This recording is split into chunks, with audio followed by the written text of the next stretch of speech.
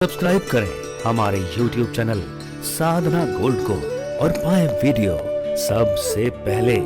और हाँ, bell icon दबाना ना भूलें। ब्राह्मण के बालक का नामकरण 10वें दिन हो जाना चाहिए।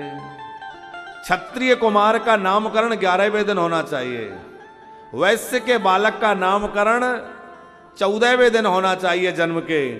और चतुर्थ वर्ण के बालक का नामकरण जन्म से 15वें दिन होना चाहिए। ऐसी शास्त्र की आज्ञा है।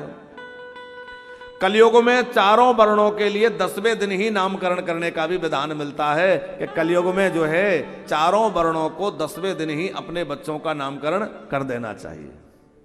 जो सूतक है, जब बच्चे का जन्म होता है तो सूतक होता है, और जब घर में किसी की मृत्यु हो तब भी सूतक होता है। तो वो सूतक कितने दिन का होता है? किसी के घर में कोई किसी की मृत्यु हो जाए तो घर में जो ठाकुर जी की सेवा पूजा होती है ना, लोग सेवा करना ही बंद कर देते हैं। कब तक? कई लोग तो कहते हैं महाराज जी वो 1.25 महीने तो पूजा होगी ही नहीं। कोई कोई तो ऐसा भी कहते हैं कि साल भर पूजा नहीं होगी, साल भर कोई अच्छा काम नहीं होगा, घर में घटना घट गई। देखो भैया, उत्सव मत मनाओ, वो बात ठीक है।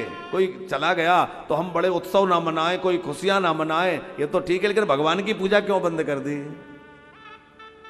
लोग तो अच्छा है सोचते हैं, पीछा छूटा, ये जबरदस्ती की पूजा और करनी पड़ती थी, चलो अब तो हमें बहाना मिल गया, सूतक लग गई, अब तो पूजा करना ही नहीं है। ऐसा नहीं, केवल 10 दिन का सूतक होता है। चाहे जन्म सूतक हो या मरण सूतक हो, 10वें दिन सूतक समाप्त हो जाता है।